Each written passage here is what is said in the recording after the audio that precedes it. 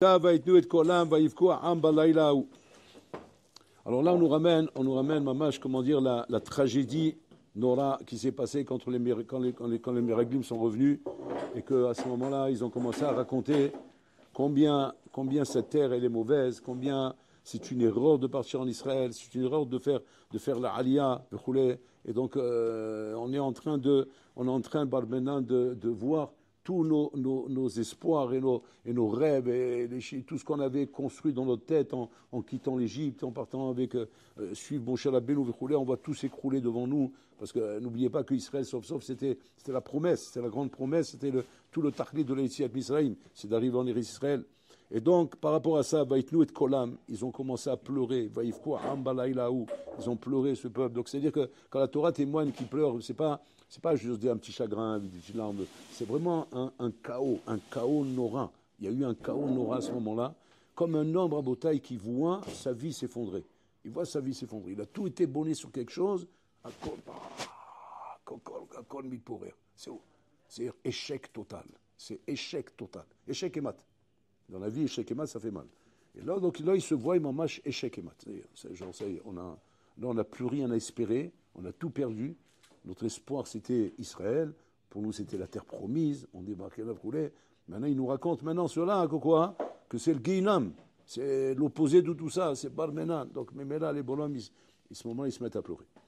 Et à cause de ça, Akadosh Baruch Hu, il leur dit, Bachitem, priya shel chinam, atem tifku, priya shel mamash. Vous avez pleuré pour rien, vous allez pleurer pour quelque chose. Et de là est venu le Chorban Bet HaMikdash. Chorban Bet HaMikdash qui est mamash à la même date, où ils se sont mis à pleurer. C'est Tisha B'Av. Et donc pour ça, Hachem l'a fait, le Chorban Bet HaMikdash. On sait très bien que Hachem, dans sa naga, a ses mida keneged mida. Mida keneged mida.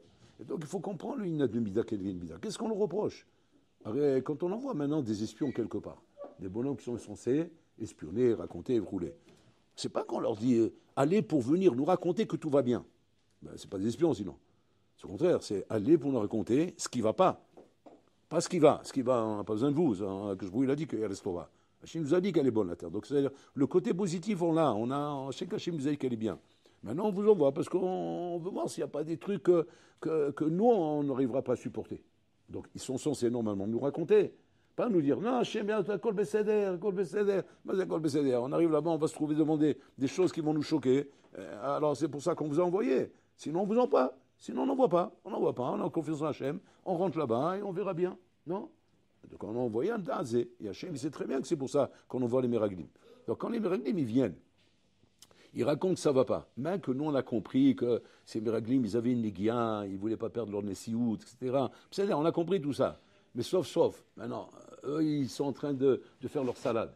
Mais nous, vis-à-vis de nous, c'est normal qu'on veut savoir un peu ce qui se passe là-bas. Ma Corée, ma Komazé. OK. Maintenant, il nous raconte des choses négatives. Des choses négatives sur Israël. C'est-à-dire, maintenant, la question de savoir maintenant, OK, maintenant, qu'est-ce qu'on aurait voulu qu'il ne nous raconte pas tout ça? Où qu'il nous raconte tout ça?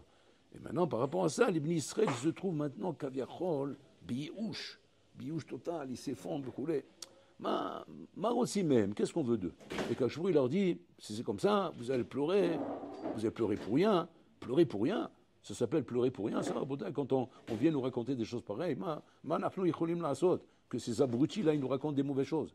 Maintenant, eux, ils ont une nigia, ils ont l'homme chalet. Mais en attendant, on réagit par rapport à ce qu'on nous a raconté. Et tu veux que je dise, imagine-toi que le bonhomme, il va se marier avec la Kala avec Roulé, maintenant on lui dit, je sais pas moi, on s'est rendu compte que la Kala Barmenan, elle a un défaut, elle est bossue. Quoi? Ben ouais. Quoi, tu savais pas? Ben non. Mais attends, mais on a fermé le mariage, on a fermé la salle, on a tout fermé. Mais qui vous a dit? Ben, je sais pas, on est parti au Mikvé, elle est bossue. Quoi? Tu te rends compte, le bonhomme? Maintenant, imagine-toi le bonhomme, à cause de ça, parce que maintenant pour lui, c'est ça y est, c'est genre, il voit tout s'effondrer devant lui, il ne sait plus quoi faire. Il se met à pleurer. Et putain, il y a un bas de colle qui sort. Tu pleures? Tu pleures pour rien? Bon, allez, tu vois ce qui va t'arriver maintenant. Maintenant, toute ta vie, tu vas pleurer. Qu'est-ce que j'ai fait, moi? J'ai rien demandé, moi. Ça, moi, j'étais heureux de me marier. Pour moi, j'ai trouvé la femme de ma vie. Et ça a roulé. Je ne pouvais pas savoir une chose comme ça qu'elle était bousue. Maintenant, on me dit qu'elle est bousue. Je pleure parce que je me sens affecté par ça. Je ne me sens pas bien. Comprends-moi quand même. Sois gentil. Bon, alors là, sois pas méchant avec moi. Déjà, j'ai pris une tarte là. Tu mets une deuxième tarte. Ma nagash Hashem. C'est quoi la naga d'Hashem ici? Et en plus de ça, il vient Hashem, il leur dit, comment, vous prenez pas du moussard? Vous avez vu ce qui s'est passé avec Myriam? Et c'est de là-bas qu'on vient, puisque le dernier épisode avant Myriam, c'était Myriam. Elle a parlé de la Shonara sur son frère. Regardez ce qui lui est arrivé. Comment vous osez parler de la Shonara? Et comment vous, imbéciles, vous écoutez la Shonara? Ça ne ressemble pas, ça n'a rien à voir. La Shonara de Myriam envers son frère, même en la jugeant les kafsrou, parce qu'il faut juger les kafsrou, c'est une sadiquette. Elle a parlé de toi, elle est sur son frère par rapport à un cheshbon qu'elle avait. Et malgré tout, on l'a puni. C'est-à-dire, maintenant, on ne parle pas de ça, on parle de la terre, on parle d'une terre, on ne parle pas d'un Ben Adam, on n'est pas en train de critiquer quelqu'un, on critique la terre d'Israël, c'est une terre qui est habitée avec des géants, avec des phénomènes, avec des bonhommes, qui va être dur à gérer ça. On ne parle pas de la même chose, on ne parle pas de Ben Adam. Alors tout pour la Shonara, c'est quoi? C'est Ben Adam la Makom. C'est Ben Adam la Havero. Non, on n'est pas avec Ben Adam la Havero, ici on est avec la terre d'Israël. La terre d'Israël, ça n'a rien à voir avec personne. On n'est pas mazik. On n'est pas en train maintenant, à cause de ça, de dénigrer la terre d'Israël. La terre en elle-même, elle est bonne. Seulement, il y a des choses là-bas qui ne sont pas pachoutes. C'est quoi le rapport? Et là, ils expliquent d'une Farshim qu'en vérité, le rapport est que, quand tu comprends c'est quoi le yesod et le problème du Lachon Hara, tu vas comprendre en vérité le rapport qui est entre les deux. Tout le problème du Lachon Hara, c'est qu'en vérité, tu viens parler du mal d'Hachem. C'est Hachem que tu critiques quand tu parles de Lachon Hara sur quelqu'un. Ce n'est pas l'homme lui-même. C'est vrai que ça passe par Ben Adam la Havero. Mais le fond du problème, c'est Hachem. C'est comme si que maintenant, d'une manière inconsciente, on ne va pas dire de manière consciente, d'une manière inconsciente, tu es en train de critiquer la nagot d'Hachem dans le monde. Quand tu es en train de parler de quelqu'un, tu critiques. Pourquoi? Parce qu'en vérité, toute cette anagot, tous ces ignanimes, tout ce que tu vois autour de toi, c'est voulu par Hachem. Hachem que ça se passe comme ça. Hachem veut que ça se passe de cette manière, d'une autre manière. Et toi, les maasés, la Torah n'arrête pas de te répéter, Vedan kol adam les kafsrout, juge les kafsrout, c'est-à-dire sois indulgent et un regard positif sur le monde autour de toi, avec roulé. Al tedaber la shonara, ne parle pas la shonara, même si c'est le émet. Pourquoi? Parce que malheureusement, le lachon hara t'amènera forcément à détériorer ton regard dans la vie, qui va être au lieu d'être positif, qui va devenir négatif. Et même là, tu ne pourras pas, Bichlet, être à l'auteur de comprendre l'anagot d'Hachem. Qu'il l'exercice qui t'amène de pouvoir être prêt et être à la hauteur d'un anagot d'Hachem te concernant dans la vie, dépend de l'exercice de ne pas parler la shonara. C'est l'exercice. C'est l'exercice qui va te former et qui va te donner les kohot de pouvoir supporter l'anagot d'Hachem dans le monde. Parce que l'anagot d'Hachem dans le monde, elles sont mishpatecha teom rabba. C'est teom rabba. Teom rabba, c'est-à-dire c'est un abîme profond. Où des fois tu es dépassé, tu ne comprends pas pourquoi Hachem il fait comme ça, pourquoi il fait comme ça. L'homme vinim est un agot chez la cause.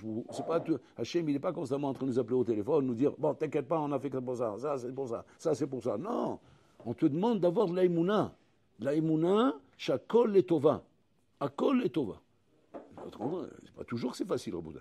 Des fois c'est bouleversant, c'est des choses qui mettent l'homme à l'envers. Il voit le bonhomme des fois.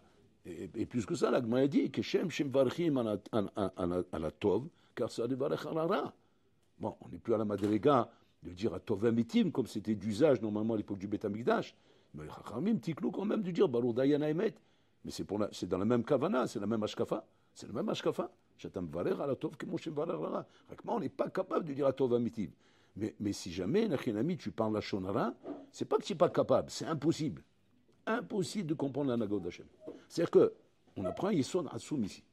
Adam Shem Daber Lachon Hara, c'est un homme en Bouddha qui met en danger son rapport avec Hachem. Pas le Tzem du Lachon Hara, qui fait un Issour qui parle Lachon Hara, ça, on le sait très bien, c'est vers Hashmirat Lachon, il t'explique là-bas, tous les lavim, et les asim, et les klalim, et tous les trucs que tu transgresses. C'est dramatique tout ce que tu transgresses. Mais ce n'est pas ça le problème. Le problème, ce n'est pas le nombre de Issour que tu transgresses. C'est les conséquences que ça mène. Qu'en fin de compte, tu auras de grandes difficultés, Birlal, à comprendre la Naga d'Hachem dans le monde, envers toi. Tu auras beaucoup de problèmes dans l'Aïmouna, dans le Bitachon. Tu auras beaucoup de problèmes là-bas. Ça veut dire quoi? Ça veut dire que le Lachon Hara Rabotai, qui entretient chez un homme un regard négatif, qui entretient chez un homme une approche négative dans la vie, une critique sur envers les choses, ne pas être capable, de juger les kafsrout, ne pas être capable d'avoir un bon regard envers ce qui se passe autour de toi. et pouvoir donner à une situation, comment dire, une bonne note, et pas une mauvaise note, et pas disqualifié, et pas brisé, et pas cassé. Et au contraire, essayer d'encourager, dire, bon, on peut regarder bien, ça va, c'est vrai que ça s'est passé comme ça, mais peut-être on... Et ça, cet exercice-là, Rabotai, qui n'est pas facile, c'est l'exercice qui t'amène à pouvoir avoir, mamash, comment dire, un rapport avec Hachem qui va t'aider à comprendre dans la vie tous les rebondissements et toutes les épreuves que tu peux avoir dans la vie. Que sans ça, c'est impossible, Rabotai. Il y a que je leur dévoile.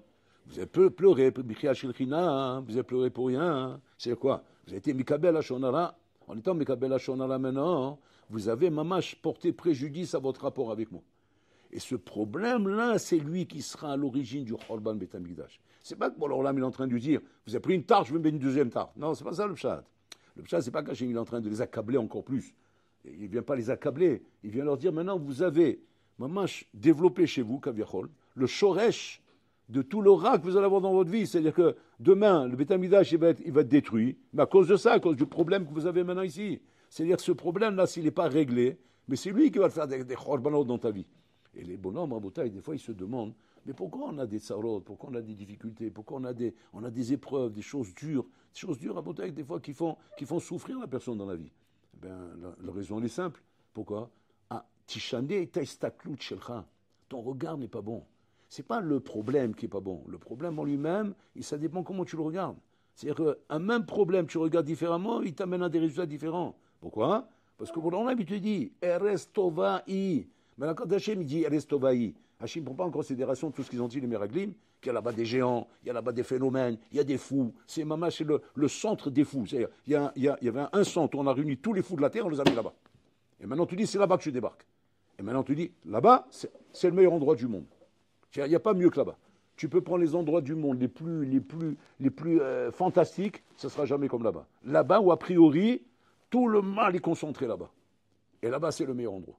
C'est-à-dire que pour arriver à une madriga pareille, d'arriver à regarder avec un œil positif, quelque chose qui normalement au niveau régachot me montre quelque chose de négatif, il faut une avoda atsuma rabotai. Et cette avoda c'est quoi? L'oledaber la shonara. C'est-à-dire que l'oledaber la shonara n'est pas un lave que la Torah ne veut pas que tu transgresses. Comme par exemple de ne pas manger bassa vechala ou ne pas faire comme ça. Non, c'est pas stam. C'est un lave amash chez ou abassis chez le kol ashkafa chez la kesh chez la nous. Toute l'ashkafa du rapport qu'on a avec Hachem, il est posé sur ce lave. Il est posé sur la shonara. Quand un homme ne fait pas attention à ne pas parler la shonara, Rabota, il détériore bichlal, ouais, toutes les kelim dont il a besoin pour comprendre la naga d'Hachem avec lui dans ce monde. Il détériore. Donc c'est pas le itsem d'avoir parlé la shonara qui est grave. C'est grave en soi. Tu as transgressé un lave grave, avec des klalot, des asim, tout ce que tu veux. Mais le problème est plus ce que tu détériores avec ça, dans ton rapport avec Hachem, qui va te rendre très difficile ton rapport avec Hachem à cause de ça. Donc regardez un peu que quand on dit à un homme ne parle pas la shonara, tu ne fais pas une tova, le bonhomme qui te dit ne parle pas la shonara, tu crois que tu fais une tova à l'autre là-bas en face. Tu dis, bah, tu veux pas que je parle sur lui, okay. C'est la vérité ce que je dis, hein. Mais bon, tu veux pas qu'on parle, on parle. C'est pas pour lui qu'on a peur. On a peur pour toi. C'est-à-dire que toi ne parles pas d'un Lachon Hara, pas parce que lui, on veut le protéger du Lachon Hara, comme nous on pourrait croire. Ne parle pas du mal des gens, c'est dommage, ça rabaisse les gens, ça fait du mal aux gens, etc. Mais mis à part ça, qui est un problème, c'est vrai, mais pas le problème principal. Le problème principal, c'est celui-là, Rabotai. C'est celui-là que, à quel écart, que Moshe Rabbeinu, lorsque ils sont venus, les deux phénomènes, la Badatan et le Vavilan, qui sont venus lui dire, ils vont lui dire, tu veux nous tuer comme tu as tué l'Égyptien. Moshe Rabbeinu, à ce moment, il a dit, Hacham Noda Adavar. Et là-bas, il dit le Sforno, mais c'est Noda d'abord. Qu'est-ce qu'il est en train de dire, Moshe Rabbeinu? Il dit, maintenant, je comprends le sot de la galoute. Pourquoi ils sont en galoute? C'est incroyable, quel rapport? Quel rapport, ce qu'ils sont en train de lui dire, ces deux-là, que tu veux nous tuer comme tu tues l'Égyptien, et qu'il leur dit maintenant, c'est-à-dire que, jusqu'à maintenant, Moshe Rabbeinu ne comprenait pas le sot de la galoute. Il ne comprenait pas. Qu'est-ce qu'il a, ce peuple-là, qu'on les met en esclavage comme ça? Qu'est-ce qu'il a, ce peuple? Il ne comprenait pas, Moshe Rabbeinu. Et quand il a vu ça, il a dit, maintenant je comprends. Qu'est-ce qu'il a compris? Il dit, Sforno, il a compris, Nachilami, que c'est un peuple qui parle la shonara. Et à cause de ce shonara, ça nous met en galoute, Rabotai. C'est-à-dire que le shoresh de la galoute, quand un homme, Rabotai, il est en galère. Ouais, galère, galoute, c'est à peu près la même chose. C'est un bonhomme, Rabotai, quand il est en galère dans sa vie, et qu'on lui dit, maintenant, t'es pas pêche, mais maasecha. C'est examine tes actions, tu es en galère, c'est pas normal que tu aies des galères. Hachem, il est bien, il est bon. Donc tu dois avoir du bien dans la vie. Normalement, on doit être bien, on ne doit pas avoir des galères. Alors, vérifie, et on est bodek. Alors, on est bodek à droite, à gauche, brûlé. D'après ce Yesod, Rabotai, cherche pas longtemps. C'est très facile à trouver. Tu parles la Shonara, c'est tout. Quand tu parles la Shonara, c'est ça l'origine de tes galères. C'est ce qui amène les galères à Ben Adam, c'est parce qu'il parle la Shonara, c'est tout. Ou tu parles, ou tu écoutes, ou tu es Mekabel. En fait, les interdictions qu'il y a là-bas, quoi. Toutes les interdictions. Du moment où cette chose-là, Enachinami, n'est pas corrigée chez toi, n'est pas réparée, c'est-à-dire que tu n'as pas pris à cœur de bien apprendre, bien étudier, c'est Ashkavod de la Shonara pour dire c'est un truc qui ne doit pas exister chez moi. Et toi, pourquoi ça ne doit pas exister? Parce que c'est l'antithèse même de la Yahadout. C'est l'antithèse, c'est pas un lav alma, comme il y a plein de lavim dans la Torah, qui ne sont pas, comment dire, à part le lav en lui-même, ou un malchus qui a fait un lav, mais qui sont l'antithèse de la Yahadout. Ici, c'est l'antithèse de la Yahadout. Pour ça que la Shonara est quelque chose de chamour, plus que tous les autres lavim. Plus que tous les autres lavim. C'est l'antithèse de la Yahadout. C'est-à-dire, à quai d'écart, que c'est pas chaud, ça te met dans un matzav où tu ne pourras plus comprendre Hachem dans ta vie. Tu ne pourras plus le comprendre. C'est-à-dire que, où est le danger du Lashon Hara? Tu parleras Lashon Hara sur la Kadosh Baruch Hu à la fin. Et c'est comme ça dans la vie, Rabotai. Très souvent dans la vie, Enachinami, on est en colère avec Hachem. Mais on n'ose pas dire qu'on est en colère avec lui. Alors, on détourne le problème ailleurs, d'une autre manière. Alors, on vient par exemple avec des questions d'ailleurs qu'on pose à son rave, où on vient avec des questions dures. Je ne comprends pas ça, je ne comprends pas ça, je ne comprends pas ça. Tu ne vois pas que derrière tes paroles, tu es en train de porter une accusation sur quelqu'un, tu es en train d'accuser Akadosh Baruch Hu, tu es en train de dire que bon, alors là, il me fait du mal. Alors qu'en vérité, non, Hachem ne fait du mal à personne. Simplement, ton regard est détérioré.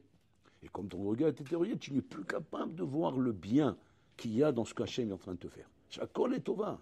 Akol est tova. Seulement pour voir les tova, Habibi, il faut avoir un bon œil, il faut avoir un bon cerveau, il faut avoir des bons rigachot. Pas chouette, il faut être en état.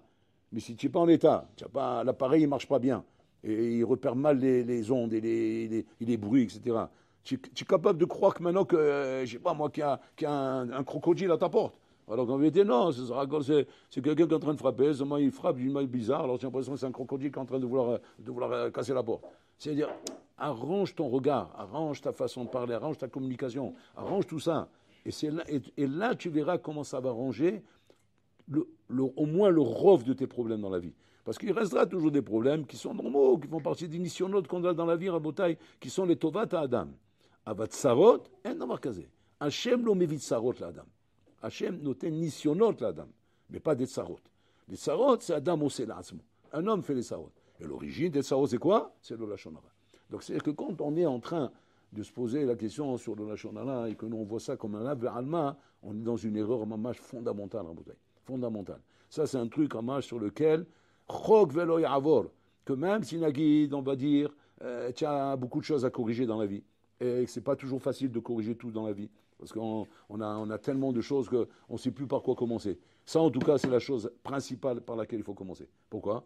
Parce que si là-bas, tu es metaken la shonara, sache que énormément de choses vont être metaken avec ça. Énormément de choses vont être metaken avec ça. Tu apprendras grâce à ça à avoir plus de savonanout.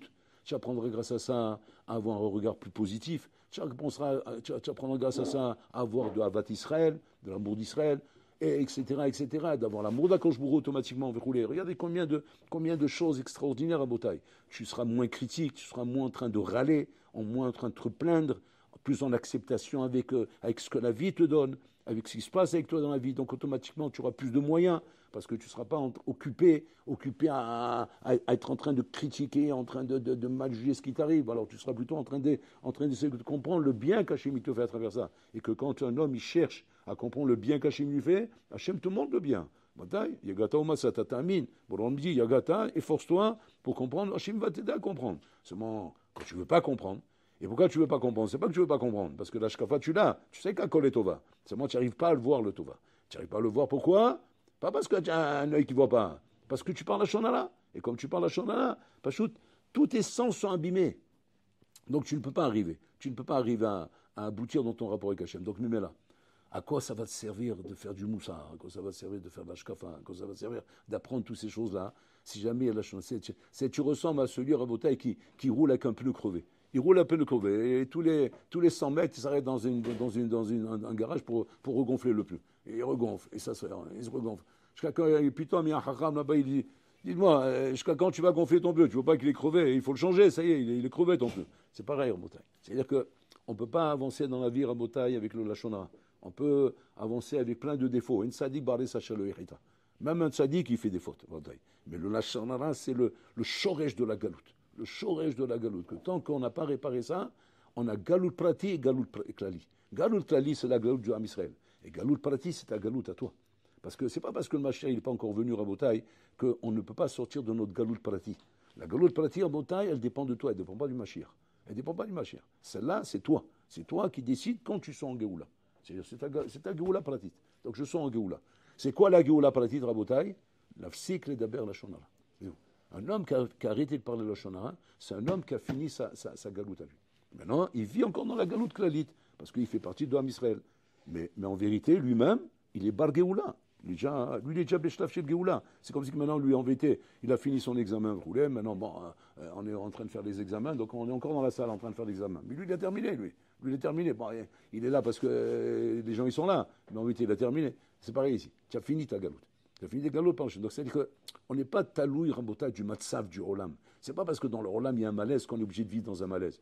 Le malaise, c'est nous qu'on l'entretient. On l'entretient par notre façon de parler, par le Lachon Hara, qui dégrade automatiquement ton regard, il dégrade automatiquement tes midotes, il dégrade tes sens, il dégrade ton esprit, il dégrade tes hashkafot, il dégrade tout. Tout est dégradé chez toi.